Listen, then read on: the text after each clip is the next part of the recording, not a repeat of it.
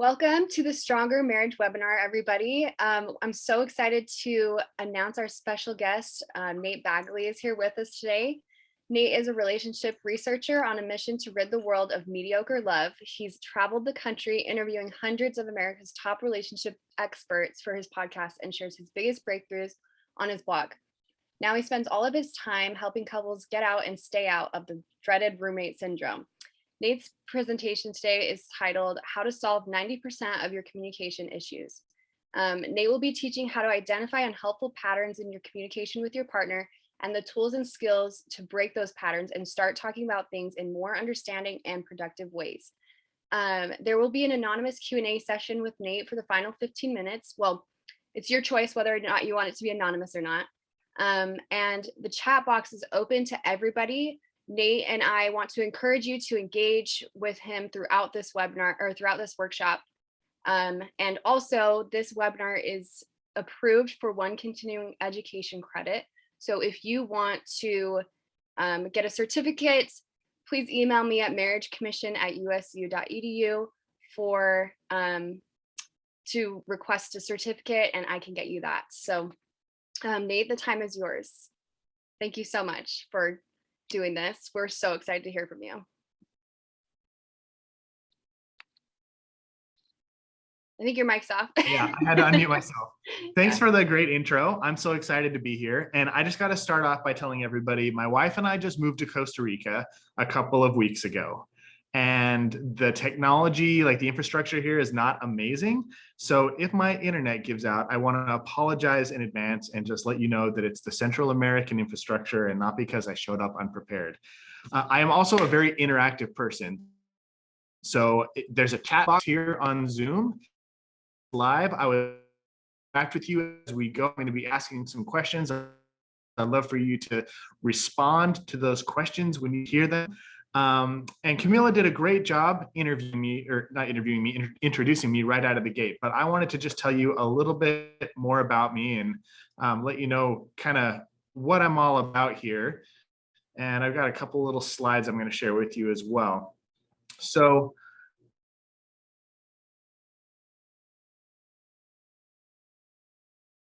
my name is Nate, the founder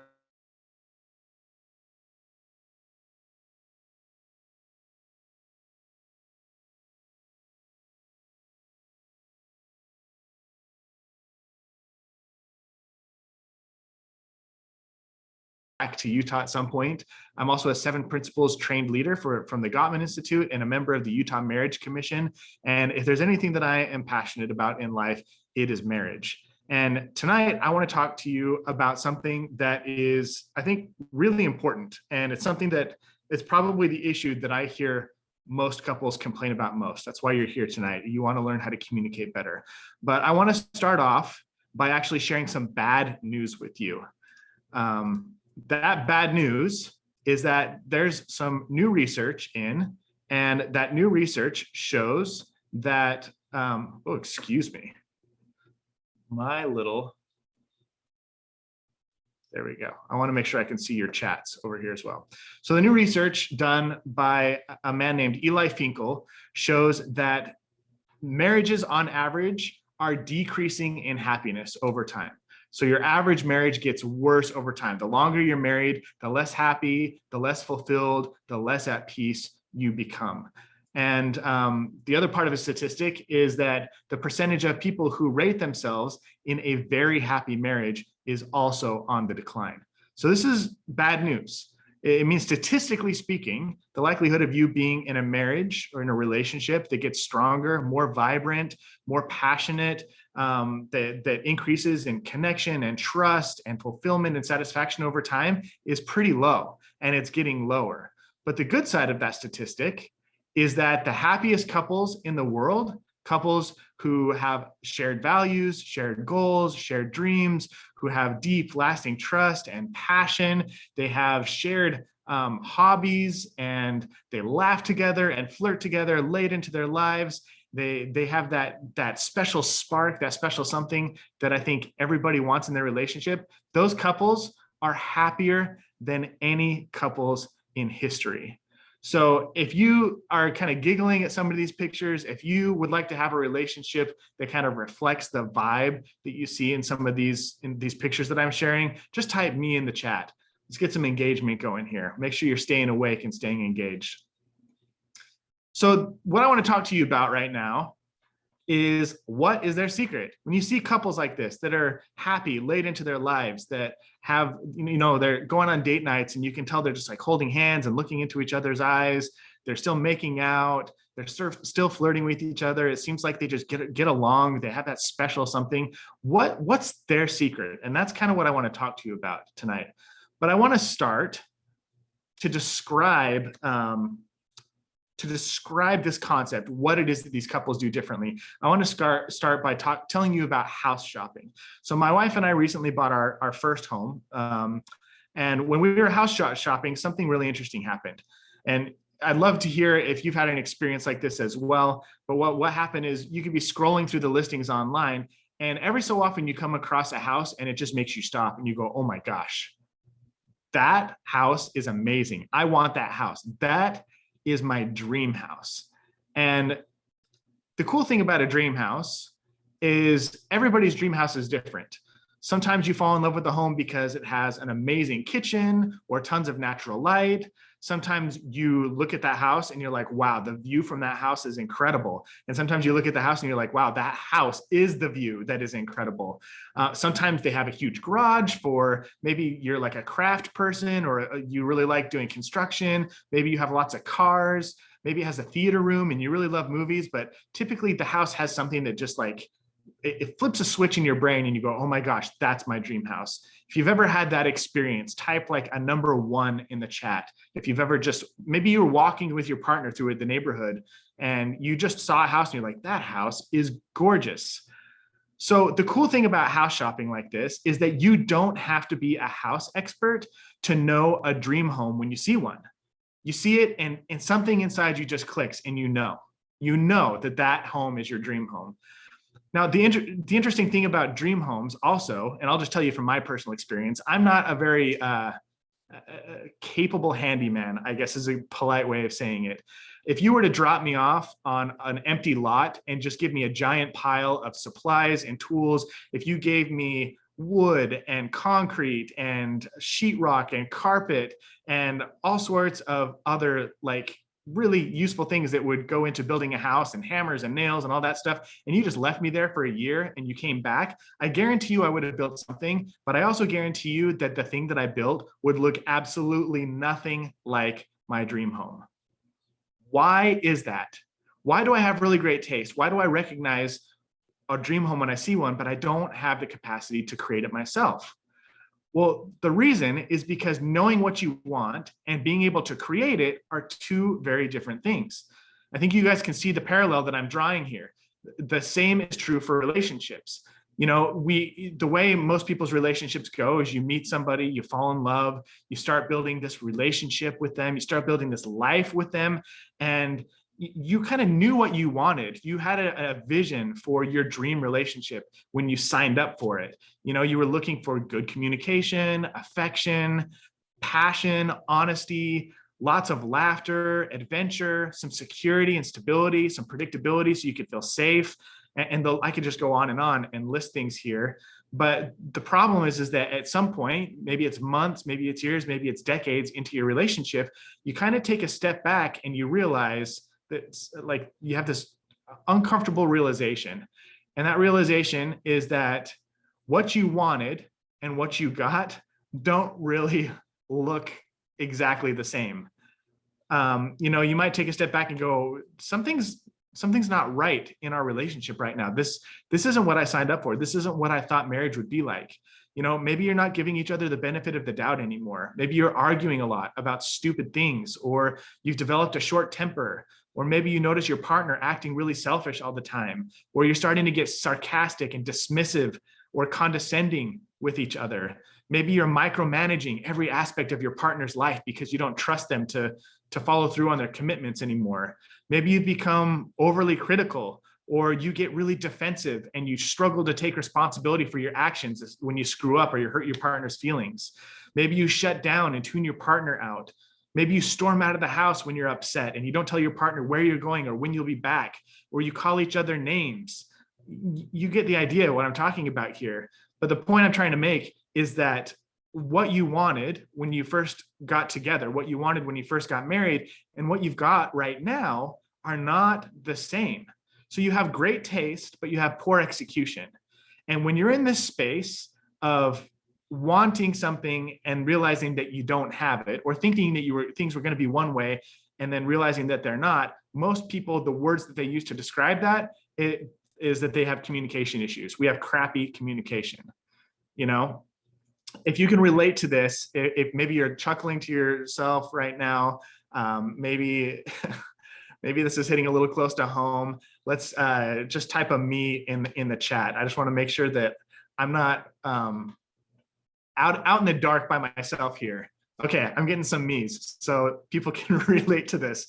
So some people think that you can fix these communication problems or this crappy communication by learning new strategies, like how to, like, have you ever heard anybody say, you know, you need to use that sentence, I feel blank when you do blank. You need to use a lot of I statements.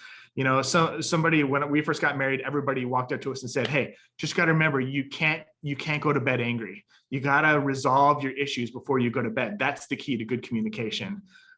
Some people say, oh, you just got to let the little things go.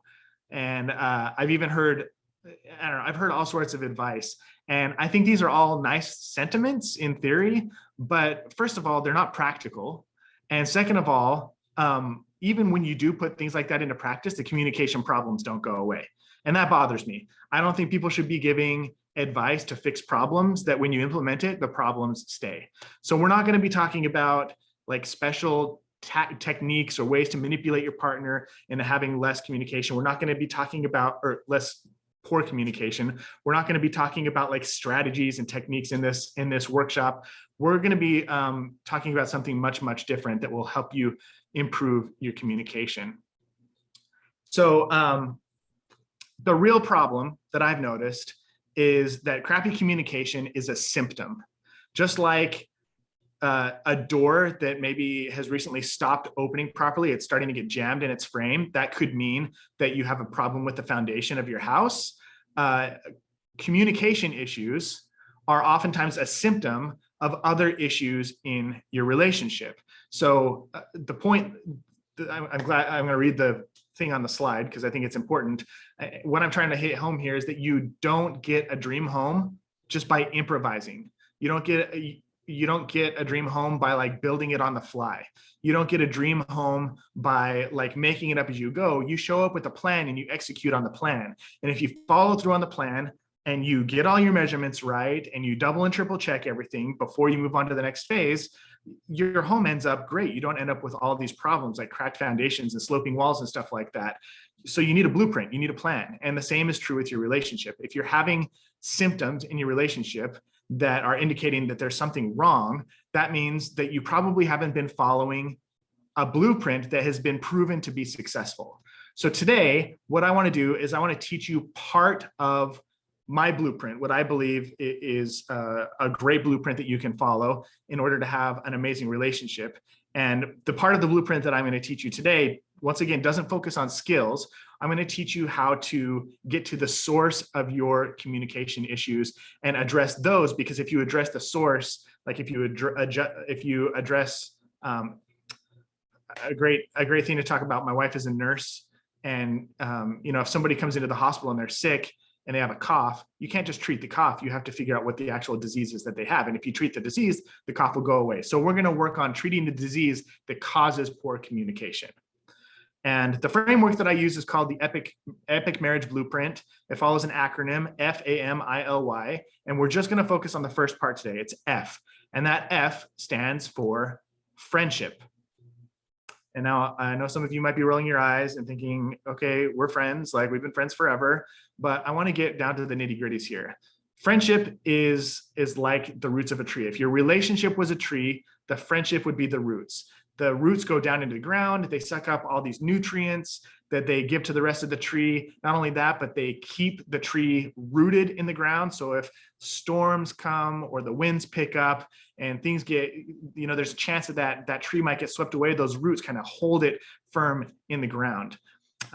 So those roots are super important. They might be the most important part of the tree. If those roots wither and die, so does the tree. And your friendship is no different. Your friendship is like the roots of your relationship. It nourishes the rest of the other aspects of your relationship. And your friendship is what holds your relationship strong. It keeps you grounded and rooted when the trials and struggles of life come along. And when your friendship suffers, the rest of your relationship as a whole suffers. So what I'm going to do is break down what a friendship looks like today and show you how friendship issues are actually the cause of most communication issues. So your friendship consists of 3 parts or roots. Those root systems, I like to call them, are the first is I know you, the second is I like you, and the third one is I trust you. And if you look at think about any relationship that you've had with anybody in the past, think of a really good friend that you've had for years. And I guarantee you all 3 of those root systems are thriving and strong with that friend. We'll go into the details in a minute, but you know them really well. You know their likes and dislikes, you know what makes them angry, what stresses them out. You like spending time with them, you get excited to see them, and you trust them. Like, you know they got your back when you're in a pinch. And when one of those aspects of your friendship starts to get weak, one of the first manifestations that one of those root systems is getting weak is you're going to start having communication issues. You're going to stop talking as much. They might start to feel like a stranger. We've all heard people talk about, roommate syndrome, feel like you're 2 ships passing in the night, feel like your partner is kind of a stranger and you just share the same bed. You start arguing more than is normal. You stop opening up to them and being vulnerable because you don't know if you can trust them anymore. And so I'm going to walk you through these 3 steps specifically, these 3 different aspects of your friendship. And I'm going to show you how each one of these things can be the actual source of your communication issues. And I'm going to give you some tips on how to strengthen them so that you can so you have less communication issues to deal with. If that sounds good, just hit the number 1 in the chat. I just want to make sure you're still with me here. Okay, tons of ones are popping in. I'm glad I got your attention. I'm glad you're still engaged. Thank you, everybody. I call you out by name, but the numbers are popping in, except Tim's hit a number 2. Thanks, Tim, for being unique and standing out. All right, let's start by talking about I know you. So your I know you root system. I know you means I know what you like, I know what you don't like. It means I know who are the most important people in your life right now. I know what's stressing you out. I know what you're proud of.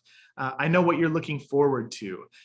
If I were to have $20 and be dropped off at a Target, I would know what thing I could go buy for you that when I brought it home, you'd be like, oh, you got me something. Like, the ins and outs of your partner. You know their heart, you know their mind, you know their inner world. That is so important in a marriage.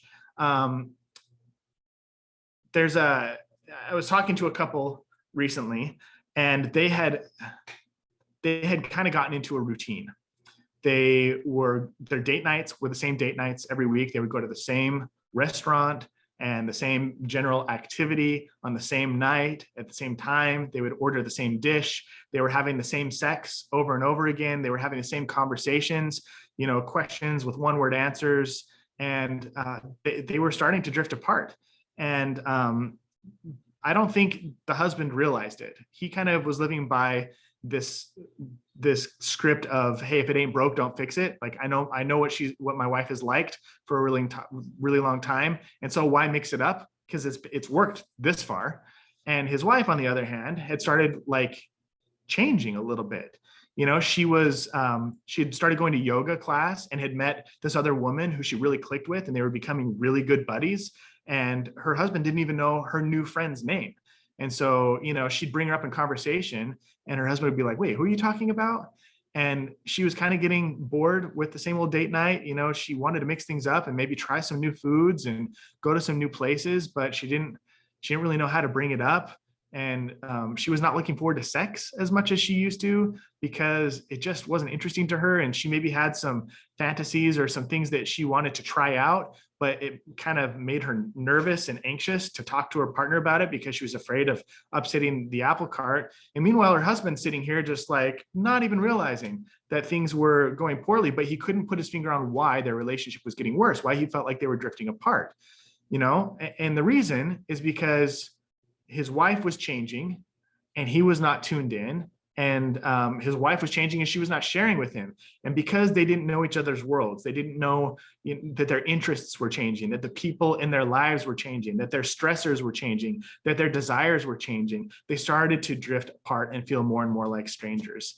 And that's kind of what we want to avoid. That's a sign that your I know you root system might be weak. There's a couple other signs I made a list of here. This is not comprehensive, but it's a good way to kind of get a feel for whether or not you need to work on your I know you root system.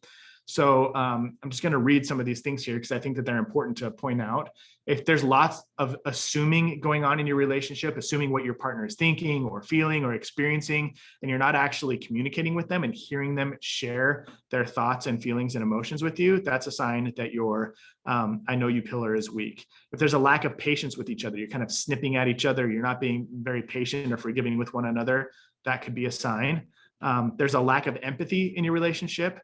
If you know somebody's inner world and their experience, it's so easy to have empathy for them. But if you're ignorant, if you don't know what they were thinking or what they were feeling in a moment when they maybe behaved differently than they normally would, or when they were a moment where they were short with you or mean, if you're tuned out of their world, you're way less likely to have empathy and give them the benefit of the doubt.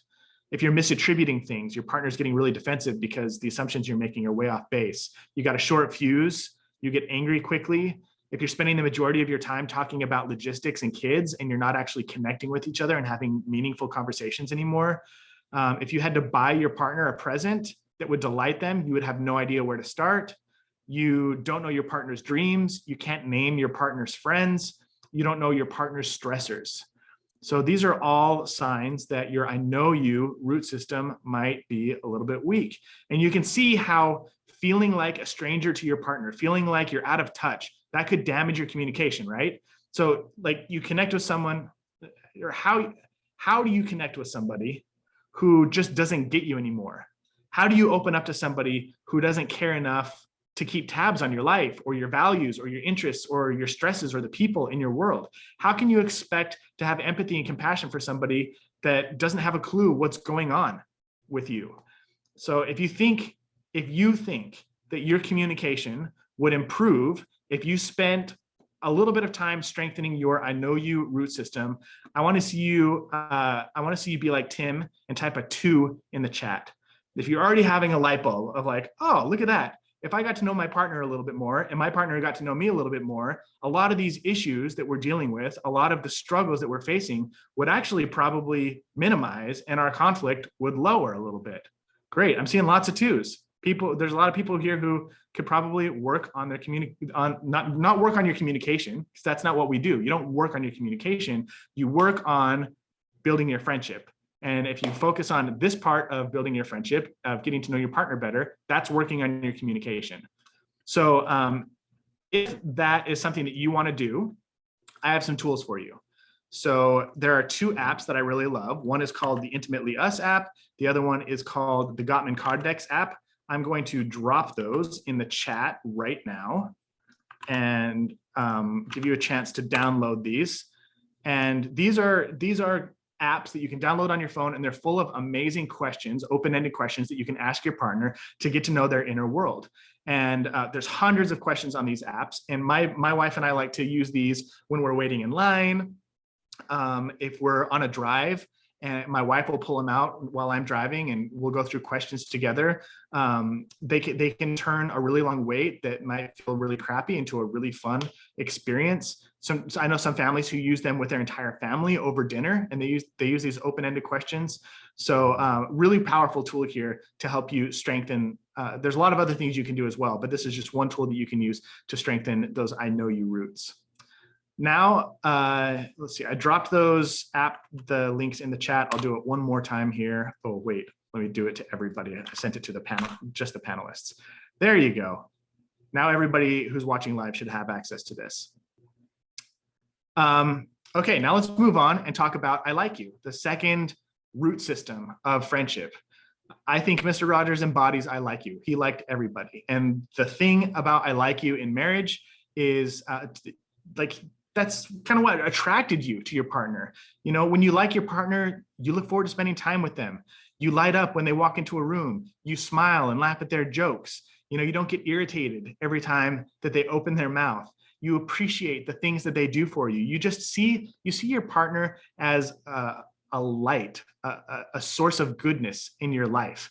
And that kind of encapsulates this idea of I like you. So I'm going to actually share I'm going to stop sharing this really quick. I'm going to share some research with you. So Dr. John Gottman, if you've ever heard of him, he's probably arguably the most popular and influential relationship researcher in the history of mankind. And he has this thing called the Love Lab. It's basically a laboratory that looks like an apartment. And they invite couples into this laboratory, and they have cameras all over, and they have one of those two-way mirrors where his research team can like study the body language and facial expressions of couples as they talk to each other. And they, wear heart monitors, and they take urine samples of the couple to measure stress hormones in their urine and stuff like that. And they gather all this data, and then they look for trends about what makes marriages succeed and what makes marriages fail. And one of the things that they did, one of the experiments that they conducted, is they had a couple come in and have a conversation about something that typically caused them friction. And they would have this conversation, and the research team would chart and keep track of which interactions were positive, which interactions were neutral, and which interactions were negative. And then after all that was done, they studied their body language. They did these observations and stuff, and got all their charting done. They would invite the couple back to watch a replay of their conversation. And they would have the couple go through and rate their own interactions as positive, neutral, or negative. And they found this really interesting thing. What they discovered was that the happiest couples, the most fulfilled couples, were pretty dead on accurate. They were really good. Basically, what they thought was a positive interaction, it matched up with what the researchers thought. What they thought was neutral also matched up, and what they thought was negative also matched up very closely. But the couples who were unhappy, the couples who kind of had a more pessimistic view of life and of their relationship, it was really interesting to see how their observations matched up. So what they found is that happy couples who were looking more at the negative in their relationship, they missed, I'm trying to remember the exact statistics. They missed 50% of the positive interactions, and all of the neutral interactions, generally all of the neutral interactions, were observed as negative. So their observation of reality was skewed incredibly negative. And what they found is that the couples who were really happy actually had really high interactions, and they saw reality for what it was. And so super fascinating research, if you ask me. And so the point here is that your ability to like your partner, you actually have a lot of control over it. And the research that came out of these studies, these observations, is that the magic ratio is what Dr. John Gottman calls it, is that couples that strived for the magic ratio were really truly the happiest and most fulfilled couples. And the magic ratio is for every one negative interaction you have 20 positive interactions. And during times of conflict, you have 5 positive interactions to every one negative interaction. And then on top of that, you need to be looking for those positive interactions. You need to have what I would describe as rose-colored glasses. It's really interesting. I'm actually going to stop sharing this because it's really distracting. I'm just going to share another story with you that shows you what this could look like, having rose-colored glasses. So the other morning, I'm going to show you what it looks like to have poop-colored glasses first. That's a Nate Bagley original, poop-colored glasses. You can quote me on that. And I hope you remember it. So the other morning I woke up and I rolled over, and I was going to the gym to work out. And 6 o'clock, 6:15, roll out of bed, and I look at my wife, and she just kind of like pulls the covers up under her chin and rolls over and goes back to sleep. And I have this thought enter my mind: why is it that I can invest in my body and try to be in shape? Obviously not, I have a bit of a dad bod, so I'm not like ripped, but I try and take care of myself. And why does my wife get a pass? Why doesn't she ever wake up and take care of her body? She had a baby. She's put on some baby weight.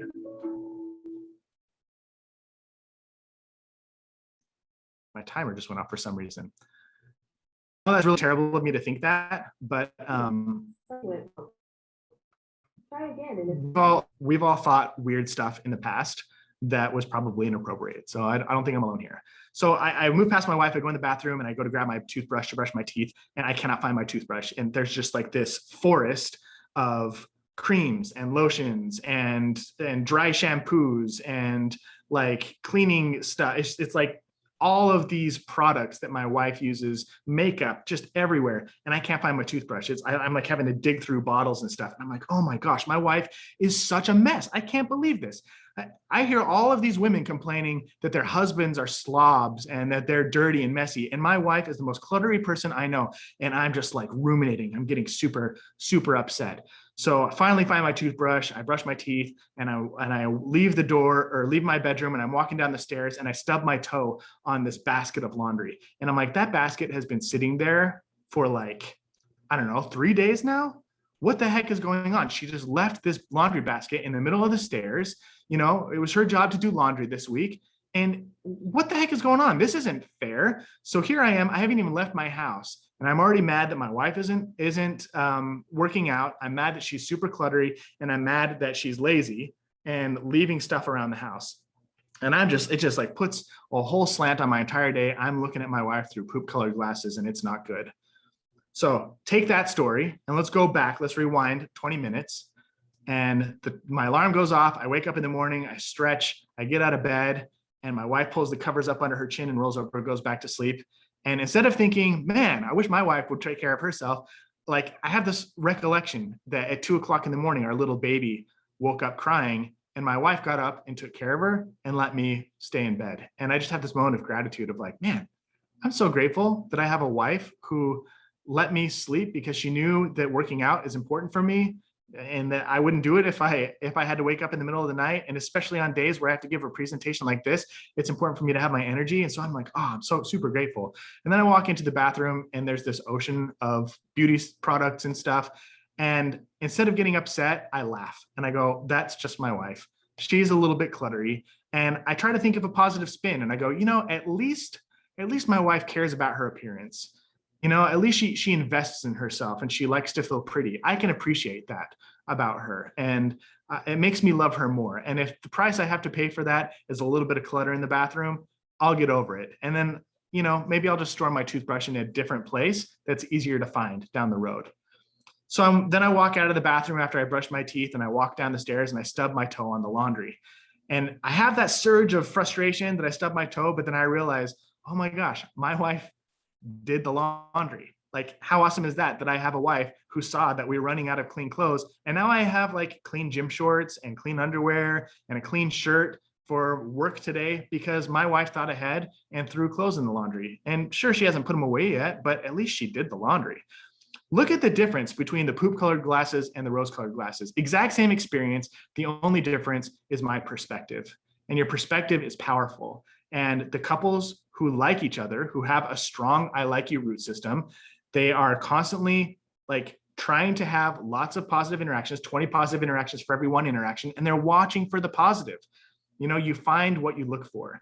So appreciation is powerful. Your own perspective is powerful. Those rose-colored glasses, through that research, we've learned that rose-colored glasses are actually a more accurate way of viewing the world, and the poop-colored glasses will get you into trouble. So if you're looking at the world through poop-colored glasses, or at your relationship through poop-colored glasses, I want to invite you to try just 1 week of looking at your relationship through rose-colored glasses. So just really quickly, a list of reasons or evidences that you might need to invest a little bit in your I like you root system is: one, if you're the type of couple that's staying together for the kids, that's your argument of being together. Those are typically people who know each other relatively well and they have a little bit of trust in the bank, but they don't like each other very much anymore. You're wearing your poop colored glasses, which is what I just described. There's lots of eye rolling and exasperated sighs and that kind of sound that I'm very good at making. If you're not kissing, like passionately kissing, a lot of couples, when they don't like each other, they still have sex, but they just don't kiss anymore. So if the kissing is disappearing, that's a sign that you need to work on your I like you. You don't look forward to spending quality time with each other. Date nights are kind of non-existent. You regularly complain about your partner behind their back to friends, family, or coworkers. That's dangerous.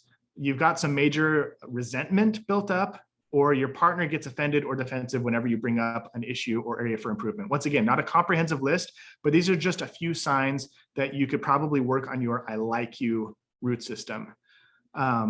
My hope is that you can tell after I've talked about this for a minute, how this mutual disdain for one another, this disliking of your partner would automatically impact your communication, your ability to communicate with your partner. If you're constantly being sarcastic and defensive with each other, if you're snapping at each other, if you're ignoring each other completely because you can't stand being around each other, you're not gonna wanna connect with each other. You're not gonna wanna talk to each other. Your communication is gonna go right to the crapper. So I wanna know how many of you, through what I just shared with you, can see that you could strengthen your relationship and maybe diminish some of those communication issues if you worked a little bit on your I like you root. If that sounds like you, I want to see maybe a number 3 in the chat. Drop a number 3 if that resonates with you. Okay, we're getting some people who need to work on their I like you. The cool thing about this, Cherie, not 9, 3. The cool thing about this is that you don't need to work on communication skills. You don't need to work on developing better communication. You just got to be a better friend to your partner. And when you start appreciating them, which is what I would actually invite you to do, one way to strengthen your I like you roots is to express regular gratitude and appreciation. Do that for a week. Just look for all the little things your partner does that make your life even a little bit better, just a little bit better. I was talking to a woman a couple months ago and she was like, I don't think my partner does anything that is worthy of praise or gratitude. And I was like, do you think he's happily married to you right now? And she goes, no, I don't think either one of us is happy. And I said, yeah, well, maybe you can just be grateful that he's stuck around. Like that's one thing that you can be grateful for. You can scrape the bottom of the barrel here, but in my experience, when you're grateful to your partner, they show up differently. So that's really powerful. The last thing I want to talk about really quickly is I trust you. I've got your back. So trust obviously is super important. And the best way to build trust in your relationship is to respond positively to each other's bids for connection. It's those little things done often that make a really big difference. You know better than I mean, anybody knows that if you don't have trust in your relationship, it's gonna fall to pieces. And what I find is that when the other two pillars are a little bit weak, trust also is affected. Some evidence that your I trust you aspect of your friendship, that root system is weak, is that you're saying things like, if I don't do it, it won't get done. Or if you or your partner are emotional time bombs just waiting to go off. And so you don't share hard things with them because you know they're just going to explode and get angry at you. If your promises don't carry any weight or value anymore, or your partner's promises. If you feel lonely in your relationship, if your partner doesn't respond to you or completely ignores your efforts to connect with them or vice versa. If there's a lack of shared laughter. I want to get onto the Q&A, so I'm not going to belabor the point here. I think you all know what it feels like to have a lack of trust or a breach of trust in your relationship. And I really honestly don't believe that a relationship can function without trust, without some semblance of trust. If you can't count on your partner to be there for you, if you don't feel safe around your partner anymore, if you don't feel like you can trust them with your insecurities and your struggles and your fears like you could when you first fell in love, then how can you get close to them? How can you let down your guard and be vulnerable with them? How can you work as a team together? You know, if you have severely damaged trust, then you're going to have severely damaged communication.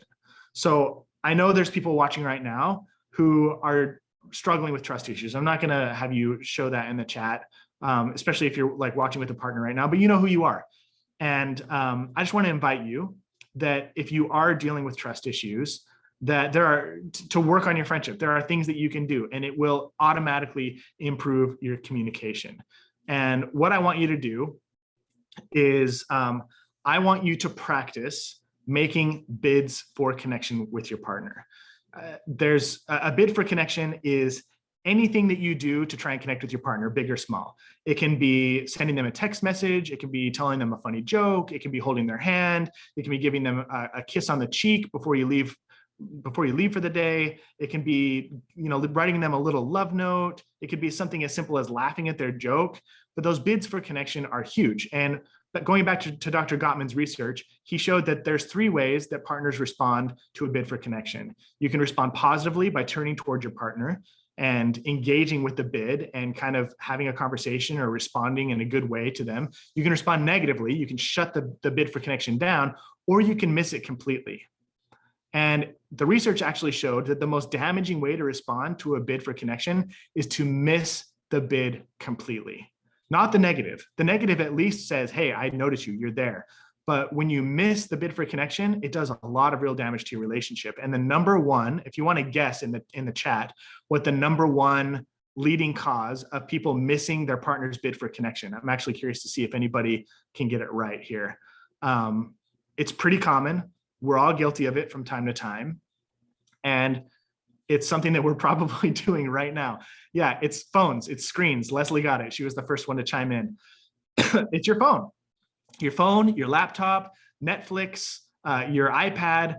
These screens that we have in front of us are the things that we get tunnel vision and we tune out our partner and we miss these loving bids to connect with us. And it's killing relationships silently. And so if you do one thing this week to strengthen your relationship, I want to encourage you that when your partner talks to you, look away from whatever screen you have close by. Put your phone down, face down, pause the TV, shut your laptop, look at them in their eyeballs and listen to what they're trying to say to you, engage with them, have a conversation.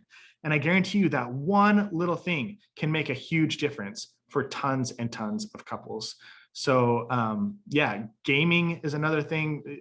Anything that happens on the screen can be a distraction here. So communication problems, they can almost always be tracked to one of these root systems. I know you, I like you, and I trust you. If you're having communication problems, it's not because you lack communication skills. It's not because you're incompatible. It's because one of these things, the I know you, I like you, and I trust you, has probably gotten a little bit weak. If the leaves were falling off of your tree, you would not just tape the leaves back on. That would be like treating the symptom. You'd want to get to the cause of the leaves falling off the tree. You'd look at the tree and figure out, okay, where is the tree sick? Let's look at the roots. Let's figure out what's going on here. And a communication problem is just like a symptom of something else going wrong in your relationship.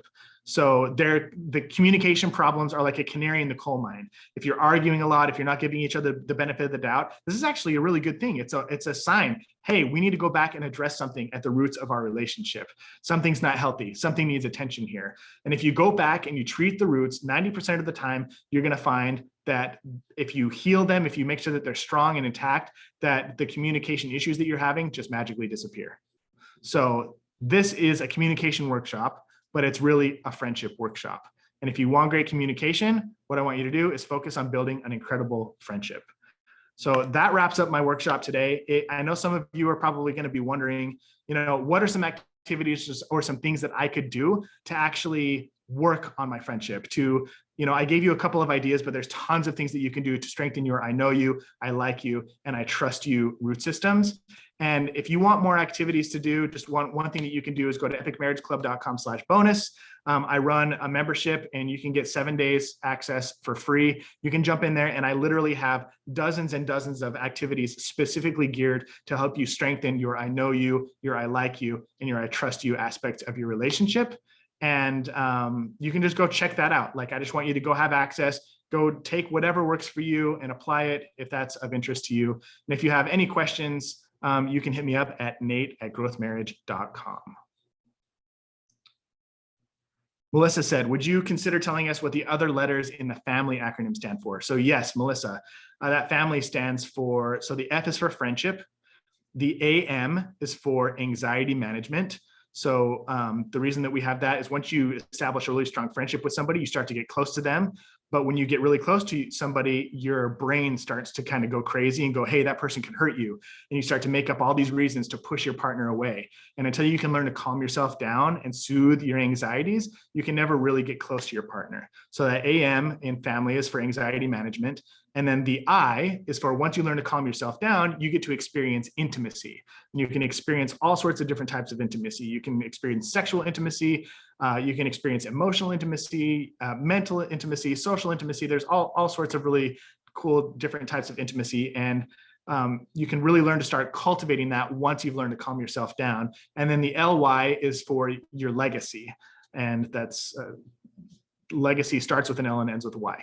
And your legacy is essentially the fruits of the tree. That I missed. The intimacy is the branches, the anxiety management is the trunk of the tree, and the fruits of the tree are your legacy. And those are the things that are going to outlive your relationship. Hopefully you leave a legacy behind that outlives you, and you do amazing things, whether that's passed on to your children or passed on to your community. When you're not taking care of communication issues and frustrations and dealing with all of these other issues, you suddenly have all this mental time and energy and emotional time and energy to spend on creating and leaving a legacy behind.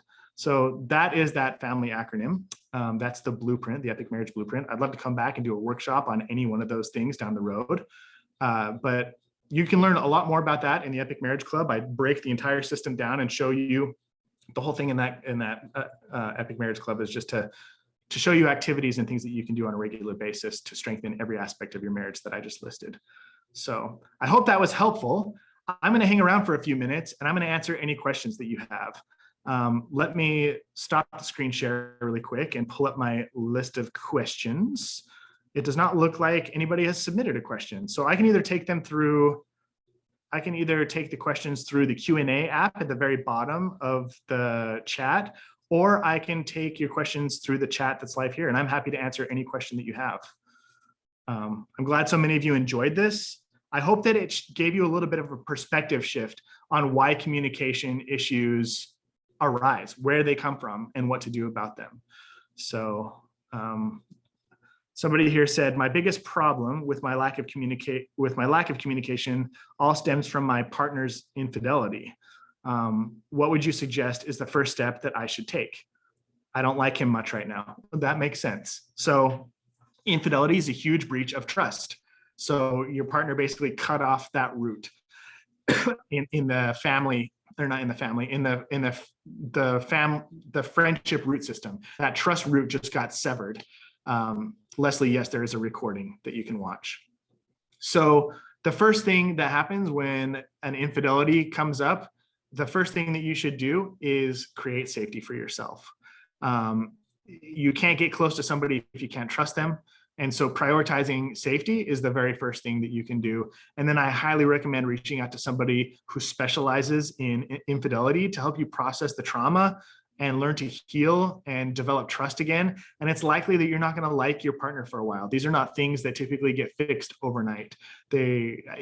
Grieving the future that you thought you would have, mourning the betrayal, the loss of trust, it's a process. And when you have somebody to guide you through that, you're more likely to come out stronger on the other side. But I know that couples overcome infidelity all the time. So you might feel hopeless now, but there's definitely the possibility of you overcoming that and getting better with help. Will this be available as a recording? Yes, this will definitely be available as a recording. You can get it at strongermarriage.org. I'm sure Camilla will follow up with an email to you that will show you where you can download this and watch it together. Anita says, very insightful. Seems that it always comes back to perspective. Agreed. If the other person doesn't want to spend time with you because they have problems with all aspects of the roots, how can you work on any of this? So I would start by, the most important thing is consistency. Dr. John Gottman, my favorite quote of his, he says, it's the small things done often that make the difference. So if your partner is feeling like a lack, they don't really want to get to know you, they don't really like you, and they don't trust you, all you can do is be consistent on trying to strengthen those root systems in your relationship. Just be consistent. Do those little things that I mentioned in this workshop on a regular basis. Try it for a month, 2 months, 3 months.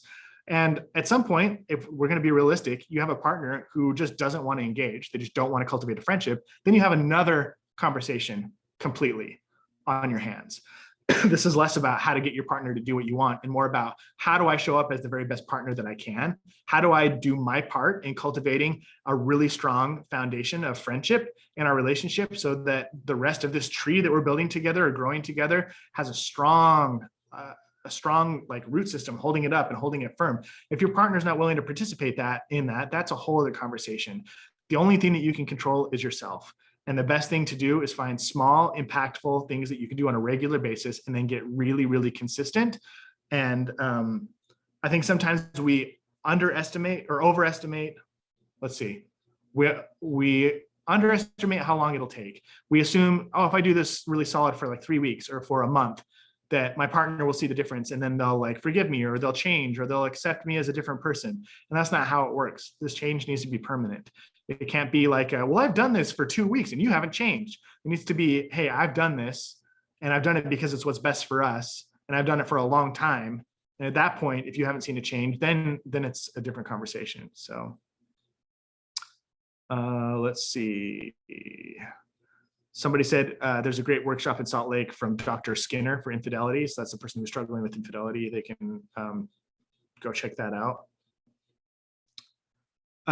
What if they won't put their phone down? Basically, when I reach out to connect with them, I get shut down.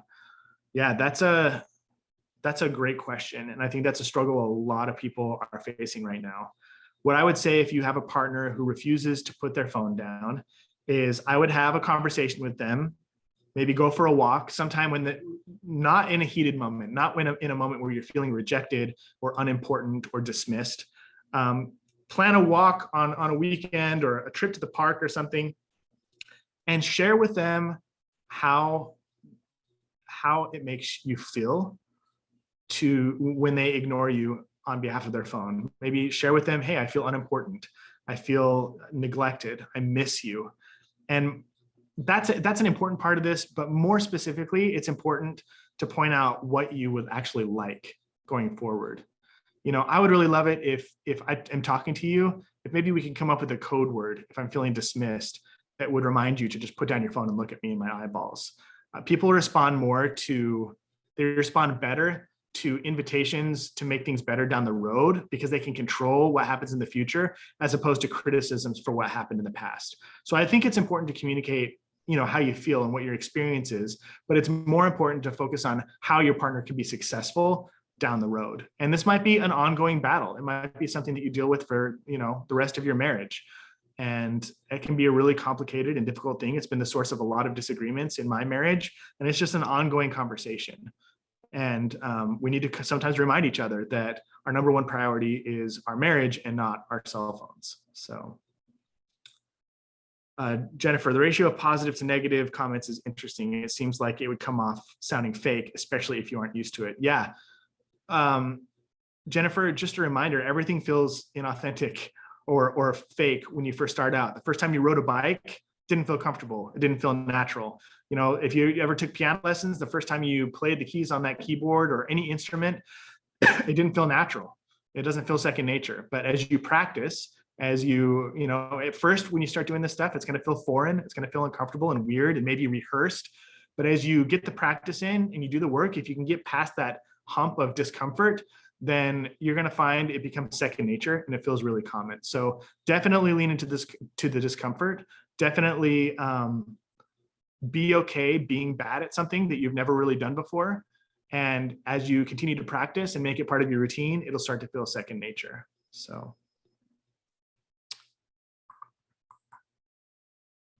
Great. I think I caught all the questions in the comment section. And I think the questions in the Q&A session are also answered. Camilla, I'm going to volley back to you. I know we had some announcements at the end, but one is about the CEs, right? Yeah, I just want to give a little more information about the CEs and the webinar recording. So this webinar is recorded and it will be available on our website at strongermarriage.org a week from today.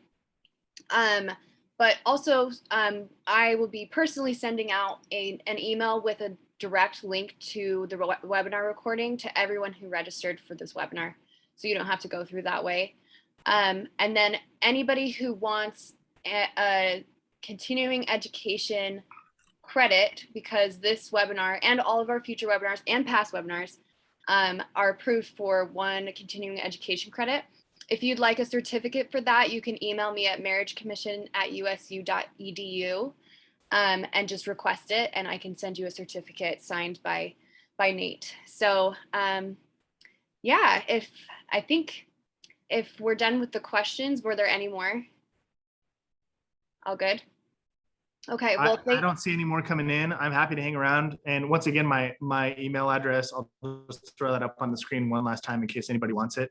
My email address is at the bottom of that slide. It's just nate@growthmarriage.com. Great. If you have a question that maybe you didn't want to ask on the webinar and you just want to, hit me up, don't hesitate. It's always a pleasure to hear from people like you. So wonderful. Well, thank you so much, everyone, for attending this fantastic webinar. And thank you, Nate, so much for this incredibly helpful webinar. I know I personally had a lot of really great insights, and I appreciate you. And this was just absolutely incredible. So thank you. Now go put what you learned into action. Yeah. Because it doesn't matter, like the information doesn't change you. Putting the information into action is what changes you. So if you got something from this workshop, my challenge is to you is to put something into, express a gratitude, ask your partner an open-ended question, focus on those, increasing that ratio of 20 positive interactions to 1 negative interaction. Do one thing tonight to get yourself a little positive momentum going into tomorrow, and you're going to see a difference. That's how you get results. So yeah, I'm going to go apologize for all the times I focused on my phone. Too many times. Well, thanks for tuning in. I'm glad you guys visited me all the way here in Costa Rica. I've been lonely. Thanks for coming and visiting me in my bedroom. And hopefully I get invited back and we can talk more about some of this other stuff. Yes, absolutely. We'd love to have you again. Great. Okay. Have a great evening, everyone. Bye, everybody. Bye.